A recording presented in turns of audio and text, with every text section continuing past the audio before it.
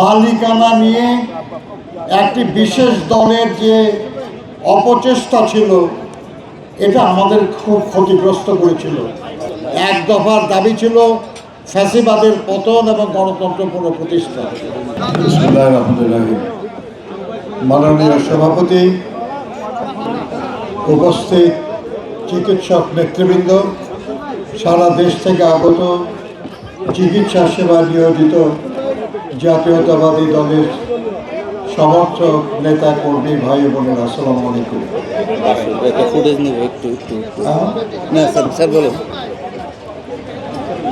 ইফতারের সময় হয়ে যাচ্ছে, আলোচনা বেশি করার সুযোগ নাই।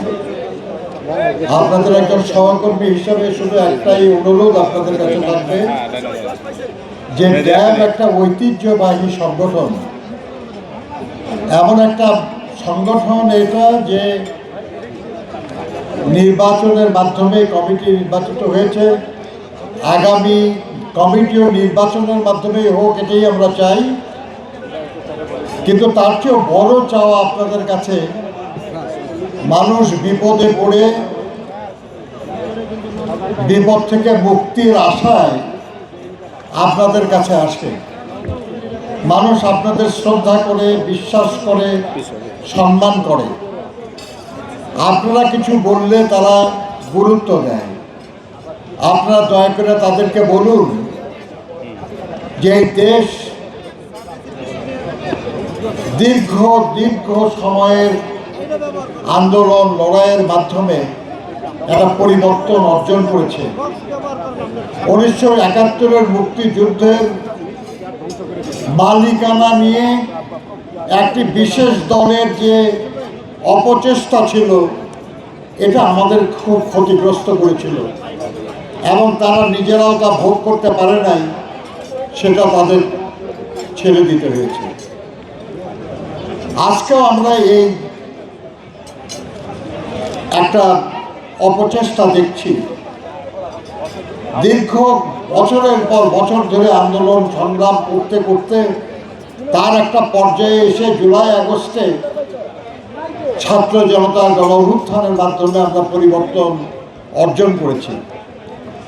লড়াইয়ের শেষ পর্যায়ে এদেশের সচেতন ছাত্র সমাজের ভূমিকা আমরা অত্যন্ত গুরুত্ব দিয়ে স্মরণ করি। কিন্তু এই লড়াইয়ের বিজয়, এই অর্জন সারা দেশের সব মানুষের, এই অর্জন সারা দেশের ছাত্র শ্রমিক জনতা সবার, আপনাদের সবারই এখানে অবদান আছে। আপনারা বলুন, মূল উদ্দেশ্য গণতন্ত্র পুনঃপ্রতিষ্ঠা।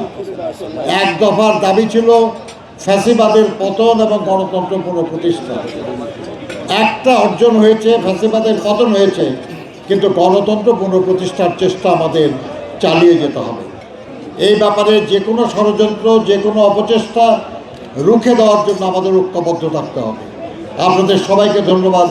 আল্লাহ হাফেজ। বাংলাদেশ জিন্দাবাদ।